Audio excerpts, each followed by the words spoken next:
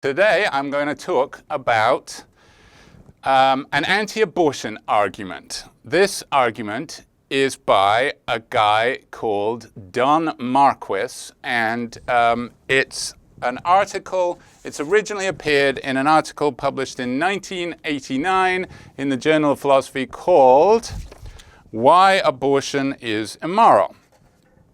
Now, this is not the best Don Marquis, I have to say. Don Marquis was a famous writer. This will be mirror imaged, I know, but still. This is called The Annotated Archie and Mehitabel. Don Marquis was a very well-known humorist, newspaper humorist in the early 20th century. He was regarded as sort of the next Mark Twain. That's the Don Marquis you should read. I happen to think that this article is bad. But I notice that it seems to be undergoing a bit of a resurgence. I see articles about it in biomedical journals defending it. And it just is pretty much indefensible, I think. However, so the question is, why is it popular again? And I think it's popular because it defends it defends the anti-abortion position in kind of an interesting and novel way. Ends up not working, as I think, but it's not, for example, it's not a religious opposition to abortion. And I don't get the impression that Don Marquis was religious.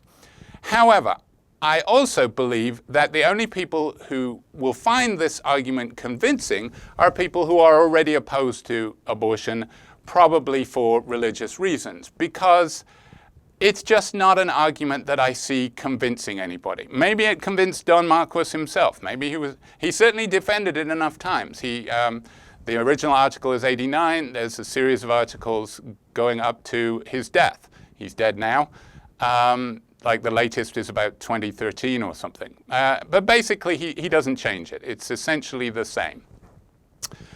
Now, I'm going to briefly summarize it, and then I'm going to tell you the one huge counterexample to this that I think undercuts the whole thing. And I'm going to do that in about the first 5 minutes, because I know that's about how much people ever watch of these videos. And then I'm going to go into the weeds a bit more. Because the counterexample, is one that Marquis was aware of and tried to respond to it, does a terrible job, doesn't really succeed, but certainly there's more to say after I give you the counterexample. But let's start. Okay, so in the original article, Marquis sort of does a summary of the abortion debate. And he says it essentially goes like this. People say what makes it wrong to kill humans is some feature that humans have. And fetuses, if you're anti-abortion, you say fetuses also have this feature that adult humans have. So therefore, if it's wrong to kill adult humans because they have this feature, fetuses have it too, so it is wrong to kill fetuses. Alternatively, if you're pro-choice, you say what makes it wrong to kill humans is this feature. Fetuses don't have this feature, so it's not wrong to kill them. Now, that's actually not a particularly good argument, but it's essentially a rough summary of the debate. And he says the pro-lifers tend to focus on being human. So obviously what makes it wrong to kill us is that we're human. Hey, guess what? Fetuses are human too, or at least human fetuses are human too. So therefore it's wrong to kill them. Now, there's an obvious problem with that, in that lots of things that are living and human, we don't think it's wrong to kill, like cancer cells. You can have living human cancer cells that we absolutely have no problem destroying. So that's a problem right there. And so if you use human as an adjective, it just is an obviously weak argument, because there's all these counterexamples. Lots of things that are adjective human, it's not wrong to kill. And then if pro-choice is saying, well, no, actually we want to use it in the noun sense, a human, well, what that is short for is a human being. And then you get into a debate, is a fetus a human being yet? A clump of cells doesn't look like a human being. What is it that counts as a human being? Well, it has to have all these sophisticated capacities, and suddenly a fetus doesn't qualify anymore. So human doesn't seem very promising. But he says the pro-choice position is this category of personhood. Now, I do a bunch of videos about personhood. Persons, the term person tends to be a psychological feature. You are a person if you have certain capacities. You're conscious, you're self-conscious, and if you're a moral person, it's often because you are able to make moral decisions. Now, that seems to be too strong, because the reason why we don't put children in jail when they do things wrong is because we don't think they're capable of full moral agency. And if you have to be a full moral agent to be a person, then children aren't moral agents. And it seems like if it's okay to kill fetuses because they're not persons, well, then it sounds like it's okay to kill young children. Now, sometimes you may want to kill your young children, but we do tend to think that that's bad. So that seems to be too narrow. This seems to be too broad. And Marquis sort of summarizes, we seem to be at a bit of an impasse. Okay, I'm going to give my suggestion, says Marquis, to what to put into this slot. And he calls it two things, a future of value, or more famously, a future like ours. FLO abbreviation for future like ours. He means the same thing. They're not two different things. A future like ours is I have a future. It is of value because when I'm alive, I will value it. Fetuses have exactly the same thing. If anything, they have more of a future value because I've got, a lot of fetuses. A lot of what was my future when I was a fetus is already in my past. So I have a much smaller future than a fetus would. So his argument, you can break it down crudely into these elements. First thing, what makes it wrong to kill is explained by a feature of the victim. That's something that he's said is true of the abortion debate in general. And he doesn't spend any time defending this. But it's worth pointing out that not everybody should agree with him about this. So, for example, Christians, ironically, the people who I think find Marquis's argument amenable because these are Christians who are already opposed to abortion. They think, oh, I'll take that because I'm opposed to abortion and here's an argument to support my position. But the reason why it's wrong to kill, according to Christians, is because God tells you not to.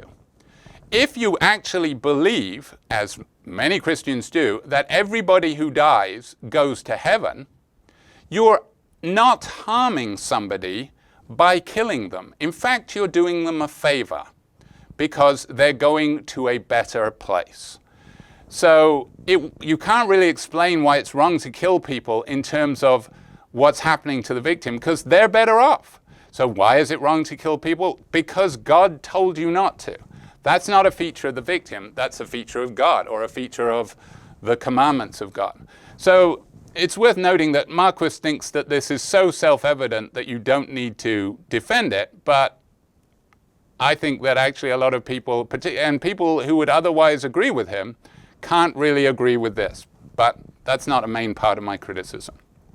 Number two, the wrong of killing, what makes killing wrong depends on what makes death harmful. So not all deaths are killings, obviously.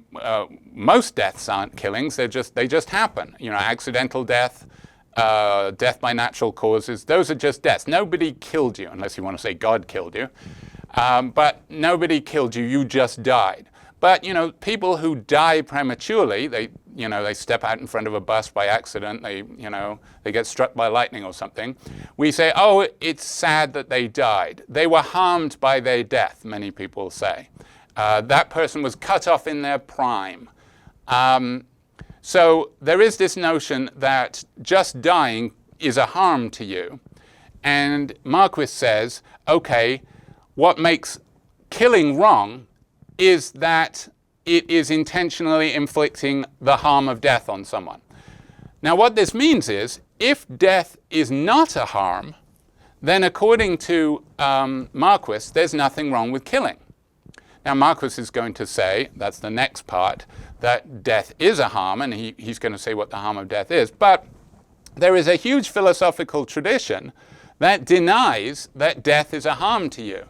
And this, of course, is the tradition of Epicurus. Epicurus, an ancient Greek who was a contemporary of Aristotle's, about 300 BC, I can never remember dates, gives this famous argument that you shouldn't fear death because death is nothing to you. Why is death nothing to you? Because before death when you're alive, death has not come yet, so you shouldn't fear it. And when you're dead, you're gone. So when death arrives, I'm not around. I shouldn't fear my death because when it comes, I won't be around. It won't happen. Your death never happens to you because when you're dead, you don't exist. When death is, you are not. When you are, death is not.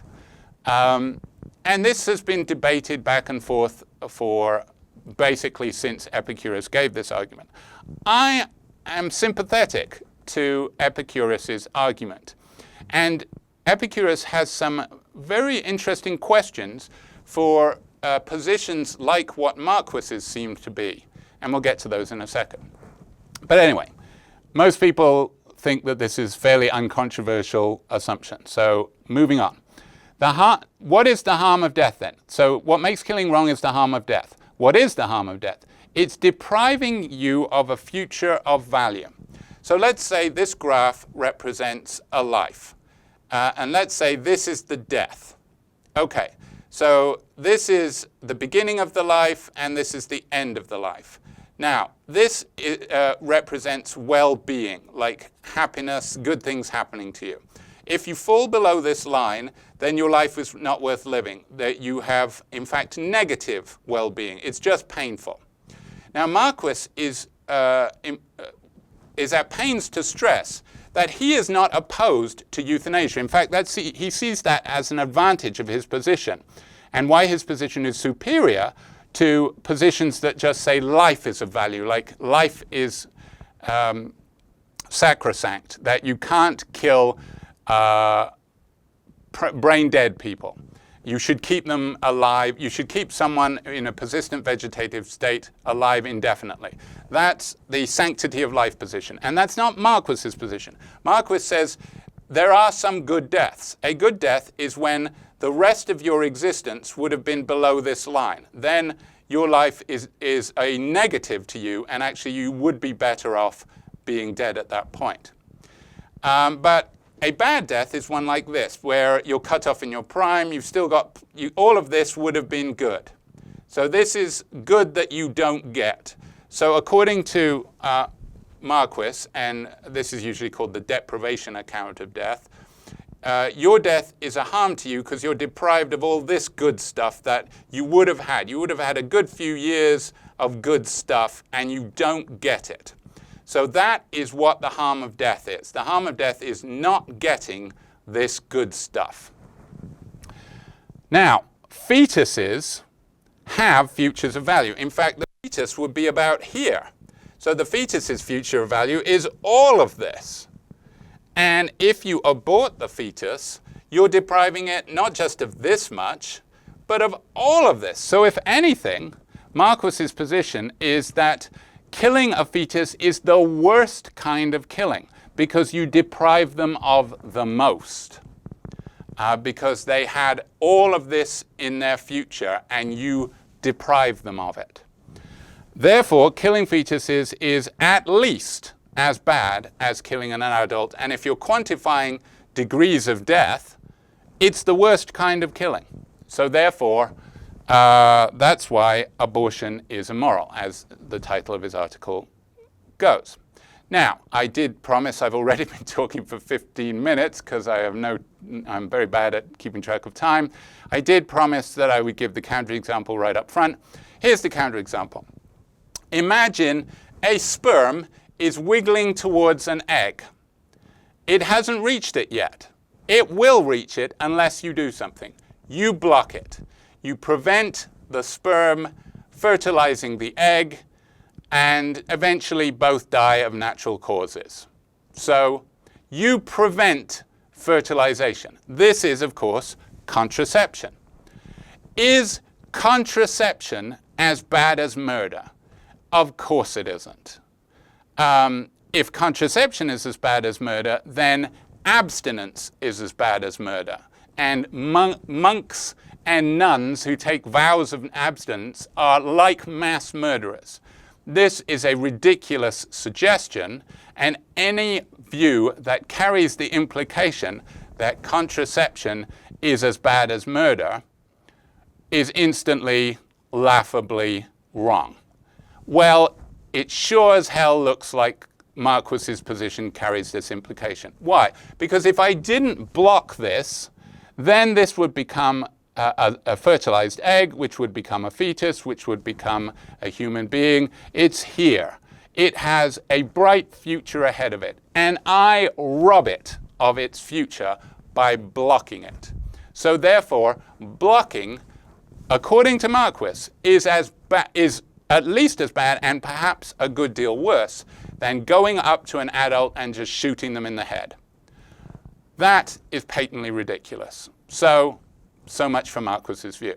Now, okay, if you're bored, you can turn off now.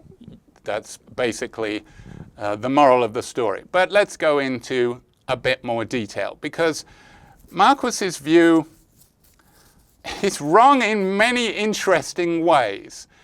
It's a weird view. Like I say, I cannot believe that anybody who was neutral would read this article and say, he's right. I didn't know whether I was pro-choice or pro-life before, but hey, this is obviously true. I am now vehemently opposed to abortion because we can't deprive those fetuses of their futures like ours. That's monstrous.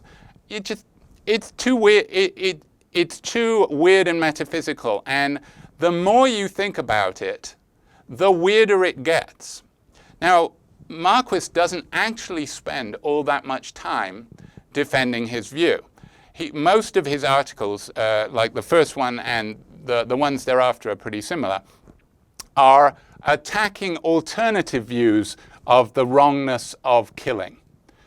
And some of his criticisms of these alternative views are okay, but even if all of those alternative views that he attacks are wrong, well, his is wrong too. That doesn't mean because you can find flaws in these alternative views that yours is ultimately the winner, if yours has at least as bad problems. It means we've got to keep looking for the right view about what makes killing wrong.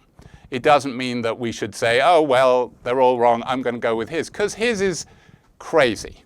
And I'm going to say a bit more about that. So the first question is, and this is a weird question, what is it to have a future? So the suggestion is that a fetus has a future. If you abort it, you rob it of its future. It has it, and then you take it away. Really? Surely having a future means that you're alive in the future. If you're not alive in the future, you don't have a future. And in fact, Marquis says something like this, because Marquis says an advantage of his view is that it doesn't prevent, for example, euthanasia. So to an actual case, imagine I have a massive brain aneurysm, it causes a brain bleed, and it destroys my frontal cortex. However, my body is kept alive on a respirator. So my brain stem is still working, but I will never have another experience. My capacity for consciousness has been completely and irreversibly destroyed.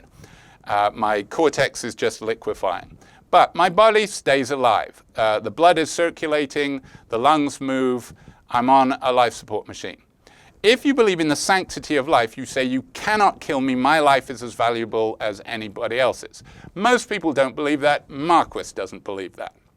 And Marquis says it's an advantage of his view that it doesn't have that implication. Because someone like that has no future of value. Okay, that is because what it is to have a future of value is a future where you are capable of valuing. So for example, a rock doesn't have a future of value because it will never turn into something that has conscious experiences. What's unique about a fetus, according to him, or a human fetus, is that it will turn into something that has conscious experiences and is capable of valuing things. Me, when I have my brain bleed, that's not going to happen. So my life, I do not have a future of value because there's no thing in the future connected to me that is capable of valuing. So you can just unplug me, and that's fine, according to Marquis. So it is possible to be a human who does not have a future of value. Well, surely, if you're dead, you don't have a future of value, right? So this creates the weird implication that if I kill you, I'm not depriving you of a future of value because you never had one. Think about it. Did JFK on November 22nd, on the morning of November 22nd, 1963, did JFK have a future? I'm sure he believed he did. Everybody who believed he did, except for the three gunmen, or however many your particular conspiracy theory says there were. Just about everybody believed that JFK had kind of a bright future. But in fact, we know, looking back, he did not have a future. He did not have a future. We know his life's about to end. He will not be around on November 23rd. So he didn't have a future. If you don't have a future, you can't be robbed of one. So this carries the weird implication that every successful killing doesn't deprive you of a future because you don't have one to be deprived of. So that's weird. Okay, what can Marquis say in response? What he would have to say in response is that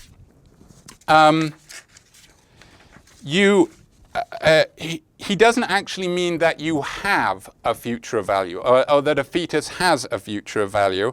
It's that he has a possible future.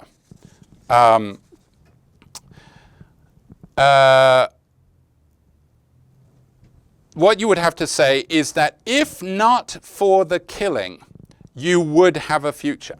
So what Marquis is committed to saying is that there is a possible world. Philosophers love to talk about possible worlds. There is a possible world in which, so let's talk about a successful abortion. You abort it. You abort a fetus. Did you do something immoral? According to Marquis, you did.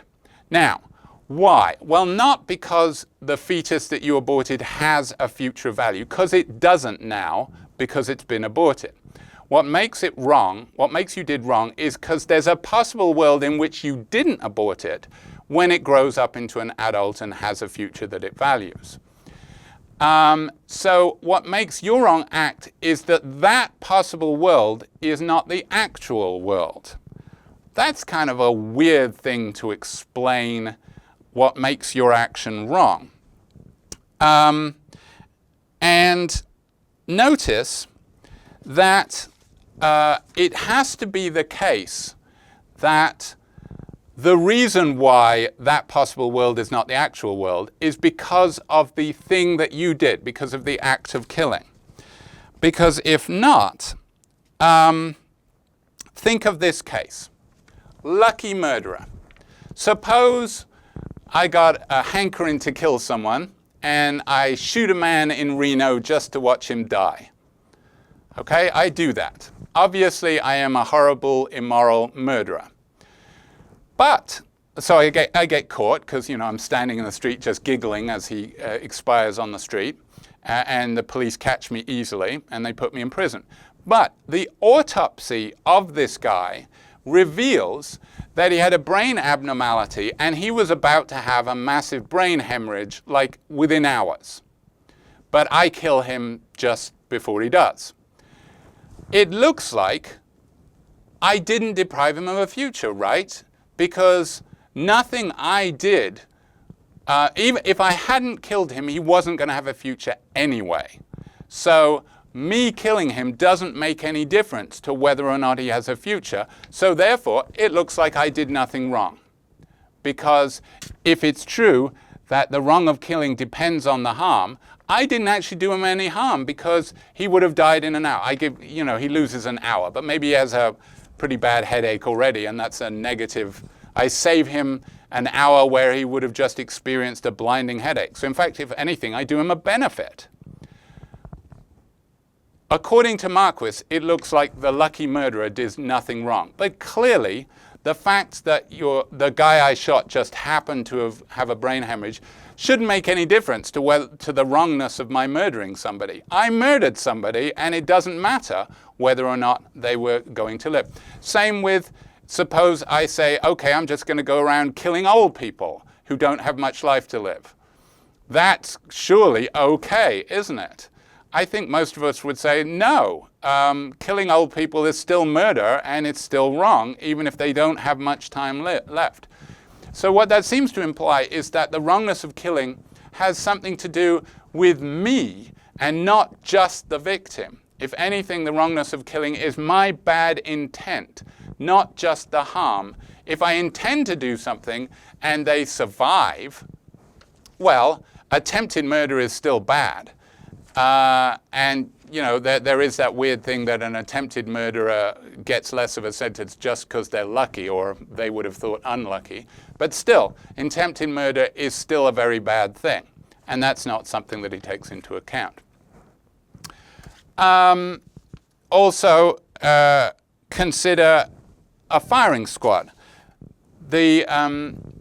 Suppose you're killing somebody who doesn't deserve to be killed, but you're part of a corrupt regime, and the person is tied up and 4 people shoot at him, and all of their bullets hit this guy in the heart because they're all crack shots.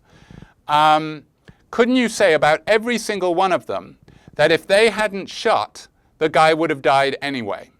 So because 3 other bullets hit him. So for every single one of them, you could say, they didn't deprive him of his future, so every one of them gets off scot-free, according to Marquis's account. That's clearly wrong too. Also think of the murder on the Orient Express.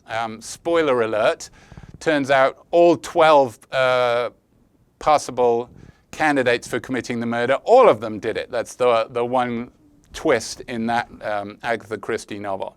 So suppose they all stab at once. Well, does that look like they all get off because for each and every one of them, they weren't the cause of death? Without them, the person would still have died. That's a problem with this view.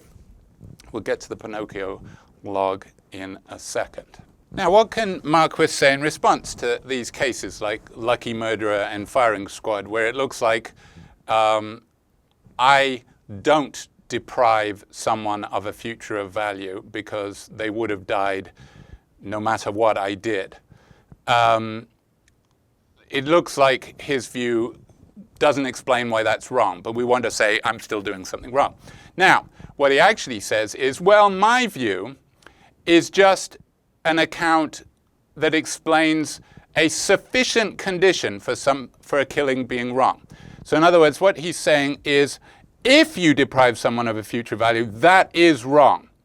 But he says that doesn't mean that that's the only way things can be wrong. That doesn't mean if you don't deprive someone of a future value, what you're doing is not wrong. It's possible that it is wrong, but for different reasons. So that's his defense, which is a weak and crappy defense. And it's kind of hypocritical of him to do that, because one of his criticisms of the person account is, well, a newborn baby is not a person, so are you saying it's okay to kill newborn babies? And of course, the personhood account can say exactly the thing that he says and say, no, it's wrong to kill persons, but that doesn't mean it's not wrong to kill babies that aren't persons. Maybe there's a different reason for killing them. So that's a bad response. And furthermore, we want to say that what the lucky murderer does is wrong in exactly the same way that what any murderer does is wrong. It's not for some weird different reason. You know, every other murder is wrong because of this, but the lucky murderer is not wrong because of this. It's wrong because it's extra different reason. That doesn't make sense. If we say murderer is wrong for the same reason in the cases that it's wrong, it seems to me. Before I go on, I do want to say one more thing about Epicurus. The puzzle that Epicurus has for the deprivation account. So Marquis says what you're doing is when you kill a fetus, you're wronging the fetus. Why? Because you're depriving it of a future. Now, when are you depriving a fetus of a future?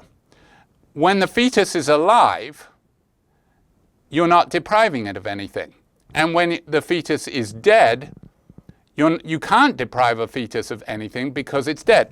Well, what Marquis, it seems like, would have to say is that you are depriving the fetus in the time after it's dead. But then the question is, how can you deprive someone of something when they don't exist? So, should you apologize to somebody who doesn't exist? Sorry, person that doesn't exist. You would be existing right now if it wasn't for me. That would seem a bit weird. And of course, that would also apply to cases of contraception. There are people who would exist. There are millions of people who would exist if people hadn't used contraception. Should we be apologizing to those non-existent people? Sorry, you don't exist because of something I did. It seems weird, right? That's the whole Epicurus debate. And there's a massive literature on that Marquis doesn't even bother engaging in. Okay, back to more down-to-earth issues. What about frozen embryos? What does Marquis's view say about frozen embryos? Now, there are a lot of frozen embryos around. Why? Well, because of IVF. What happens in IVF is they make a bunch of embryos, they implant a few, and they freeze others. Why do they do this? Because the whole process of producing eggs is kind of stressful on the mother. You have to take a bunch of hormones to produce a bunch of eggs. And also, it saves time to do everything at once. And also, IVF is pretty hit and miss, even today. So that's why they implant more embryos than they want to attach. Occasionally, because most of them will die. So they're making embryos that they know have a bad chance of life. Right then and there, that sounds like IVF is guilty of essentially sending embryos out onto the battlefield. It's as if, you know, it's like an embryo battle of the bulge with every time you have IVF, because you're producing embryos knowing that most of them will die because of the nature of the procedure. Occasionally, as in the famous case of Octomom, if people remember her, all of the embryos that they implant are successful. All of them that they put into the womb manage to make it to the lining of the uterus, and they grab hold and they start to grow. When that happens, in the typical procedure in IVF is to have selective reduction, because if you have 8 fetuses growing in one womb, chances are they will have horrible health difficulties. The McCoy septuplets, for example, a significant minority of them had serious disabilities because that's too many. The human womb is not designed to carry that many children. Same with, so it's of great danger to, if you want healthy children, you need to abort some of those 8 embryos. And that's what they recommend. So notice what they're saying. It's better to kill an embryo for the good of the children that you want to have. That is not consistent with Marquis being right. Now, maybe they're wrong and Marquis is right. Okay, what do we do with these frozen embryos? they get destroyed on a regular basis, because what happens is you create some embryos in case the IVF is not successful. If it is successful, usually the parents say, thanks, great, and off they go. Now, maybe later they'll want to have more kids, in which case they'll want the frozen embryos.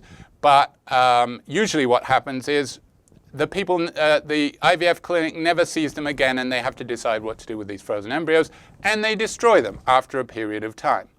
If Marquis is right, are we committing mass genocide by destroying frozen embryos? So the question is, do frozen embryos have future like us? Well, there's two possible answers.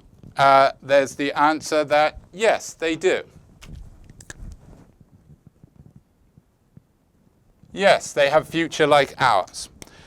If we say that, then what are we saying? Well, first of all, we're implying that all of this is kind of genocide, but we're saying that something that is sitting in a freezer, unable to become a person unless some person with a uterus allows it to be implanted, because we haven't got artificial wombs. That's a whole other philosophical issue. Exogenesis or exogestation is a science fiction idea of artificial wombs, like in Brave New World. Very difficult, and that's not coming along for a while. But if that existed, would we be required to bring all of these frozen embryos to term, put them in these little artificial wombs? Okay, given that there aren't artificial wombs, do we have to get volunteers to bring them to term? Because otherwise we're deprived, just by leaving them even if we keep them frozen, we don't destroy them, we're depriving them of a future value, because they never get to be persons. If they just stay embryos, their future has no value, because the future value requires them having consciousness. That's what a valuable future, that's why it's a future like ours, because ours, as in normal, regular human beings, we're conscious, we value things, we have joy, and so on. A frozen embryo will never have that. So just by keeping it frozen, we're depriving it of a future like ours. Is that as bad as murder? Just by keeping it frozen? If you say yes, then you're implying that you can have a future despite not being able to achieve that future without someone with a uterus helping you out. And of course, what that implies is that this case, in the blocking case, this has a future. This has a future like ours. Or, a simple decision. Suppose I am making frozen embryos I'm making embryos in the lab, and I'm about to unite an egg and a sperm, and I decide not to. I say, okay, we made enough embryos, I'm not going to make one. I have deprived that potential embryo from existing. And so you can work backwards. If a frozen embryo has a future like ours, then a potential embryo has a future like ours, because it would have become a frozen embryo if not for something I did. So again, this implies that contraception is murder. And as technology gets better, more and more things count as murder. For example, it looks very likely that in the future we'll be able to clone humans from a single cell. We'll take a cell from a person and clone it. So if that is possible in the future, then every cell in my body or in anybody's body has a future value. And in not cloning it, you are depriving every cell in your body of a future like ours, and that's as bad as murder. Mass murder is now multiplying exponentially, according to this argument. So it looks like, well, we don't really want to say that frozen embryos do have a future like ours. So now a lot of conservatives are wanting to grant frozen embryos personhood status. They want to say that if you do dispose of a frozen embryo, that is murder. This is causing IVF clinics a lot of headaches, and they're moving out of red states or states that have abortion laws because they don't want to be sued, or they don't want to be accused of murder. So one of the side effects of all these anti-abortion laws is that people in red states who want IVF are going to have to travel to blue states to get it. Okay, so maybe we say no. So no, frozen embryos do not have future like ours. Well, then it sounds like nothing has a future like ours. If a frozen, at least, it sounds like fetuses then do not have a future like ours. If frozen embryos do not have a future like ours because they require a uterus, the use of a uterus in order to become one, then isn't that true of fetuses? After all, this is the point that Judith Jarvis Thompson makes in her article that was 19 years earlier than Marquis is. Judith Jarvis Thompson's A Defense of Abortion makes the argument that even if we grant the fetus the status of an adult human, it's still okay to have an abortion because the fetus does not have the right to use the mother's uterus to come to term, and if the mother wants to deprive the fetus of the use of the uterus, that's entirely her right.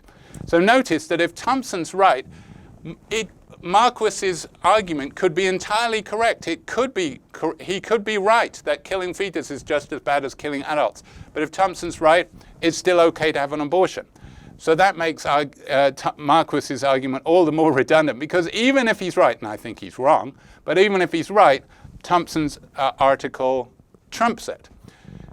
So you have to show both that Boonin is right and Thompson is wrong. I'm sorry, that Marquis is right and Thompson is wrong before you can argue that abortion is immoral in the same way.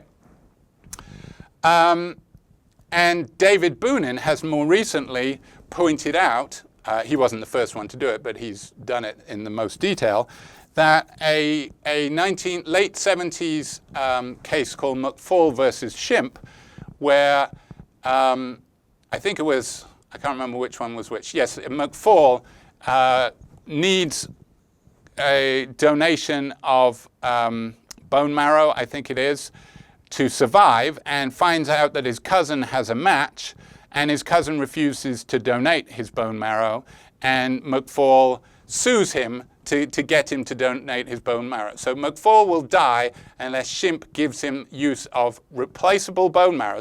Won't really hurt Shimp very much at all. Certainly not as much as a 9-month pregnancy will hurt a woman, much milder than that. But Shimp refuses to do it. And the judge says, obviously, Shimp does not have to give McFall his bone marrow, despite the fact that McFall needs it for life, because rights of an individual. And that's Thompson's essential argument that if I have my bodily integrity, my right to my body means that I can deny the use of my body to somebody who needs it to survive, even if they have all the rights of an adult. So, if frozen embryos do not have a future like ours because if left alone, they cannot become people like us, well, then we could say that of fetuses too. And even if you say, well, wait a minute, fetuses, if you leave them alone, the regular fetus is different from a frozen embryo. Frozen embryo, if you leave it alone, it's not going to become a human. Fetus inside a mother, if you leave it alone, it is going to come to term. Okay, well, suppose I change my blocking case and say we can do this inside the uterus. So we've got a tiny little camera and tiny little robots inside the uterus, and inside, or it's not actually in the uterus, is it? It's in the fallopian tube that fertilization happens. Okay, but wherever it's about to happen, inside a woman's body, a sperm is about to fertilize an egg, and I block it. Maybe you could do this in a less science fiction way. You have sex, and then you take a pill, or you inject something whose effect it is to make the surface of the egg resistant to sperm. Because actually, that's what the sperm does naturally. When one that's what the egg does naturally. When one sperm fertilizes an egg, the surface of the egg automatically becomes resistant to any other sperms. It's a natural process. And that, incidentally, is why you freeze embryos, because why don't you just freeze eggs and sperm separately? Well, freezing an egg is a more delicate matter because they have a more fragile surface, whereas embryos are much tougher things because once it's fertilized, the surface becomes much tougher to keep out the competing sperm. So maybe we inject a chemical that triggers this response, and the unfertilized egg develops a sperm-resistant shell and blocks it. And that happens inside the woman's body. So is doing that as bad as murder? I think clearly not. Well, now, what can Marquis say in response to that? Here's what Marquis says in response to the criticism that his view implies that contraception is as bad as abortion is as bad as murder. He says, in the case of contraception, you don't have an identifiable victim. His view is just, it's just bad.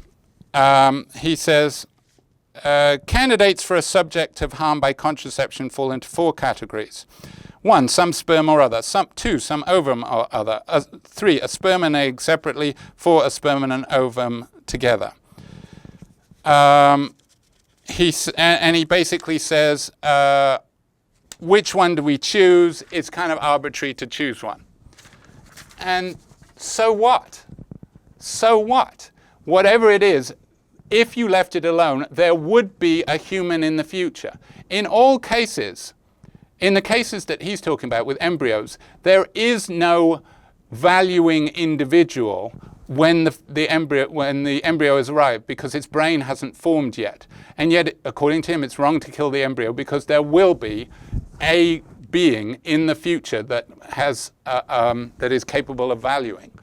So clearly, in this case, there will be a person of value. And in this case, in my case, we know exactly. There's no mystery about what the combination will be because we've got a particular sperm and we've got a particular egg and we block it.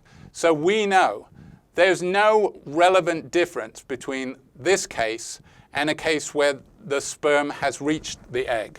It's exactly the same genetic material, particularly for the first 24 hours, because I think it's 24 hours, because after the sperm meets the egg, the gametes don't join for about a day. So you haven't got the unique DNA yet. You've got a fertilized egg, but you don't have the new DNA of the person that will result if it comes to term. So there's literally no difference between this and a fertilized egg except a tiny span of distance, which is not a relevant difference. Now, defenders of Marquis try to add to his view a view about personal identity called animalism, which says that what makes us what we are is that we're animals that begin at conception. But animalism doesn't have a very well worked out view about when we begin anyway. And you're making an arbitrary decision about when we begin. And anyway, his view talks about futures. This has a future. This has a future in exactly the same way that a fertilized egg has a future.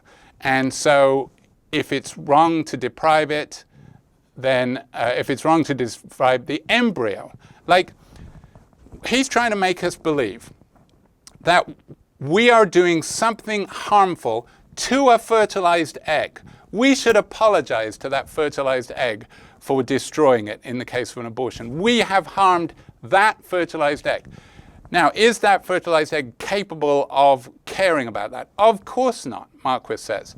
Well, isn't exactly the same true about this? And it doesn't, if you can get your head around the idea of apologizing to a clump of cells for depriving them of a future, then you can get your head around the idea of apologizing to that. However, suppose you can't. Suppose you say, well, no, it's got to be a single individual, and you don't have a single individual until conception has happened. Okay, this is my Pinocchio log case. Imagine Geppetto. So Geppetto makes Pinocchio, right? Okay, imagine this is how it works. First thing you do is you take a regular log, and then you soak it in a special magic oil, and then you let it dry overnight, and then the magic oil works so that when you carve it into a puppet, the puppet will come to life. Okay, so he soaks the log in magic oil and leaves it out to dry overnight. The next day he's out shopping and his maid comes in and puts the log on the fire and burns it. Has she done something as bad as killing a baby? Now, she's done it by accident, so, obviously it's not murder. But has she done something as bad as killing a baby?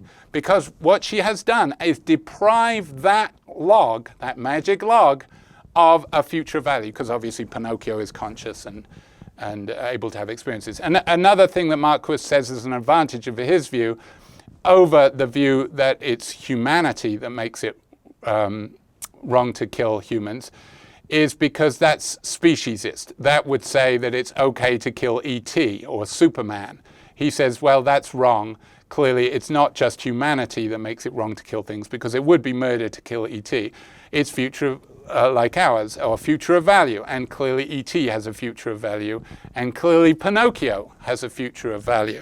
So burning the Pinocchio log is as bad as burning a baby, or burning an adult, according to Marquis's view.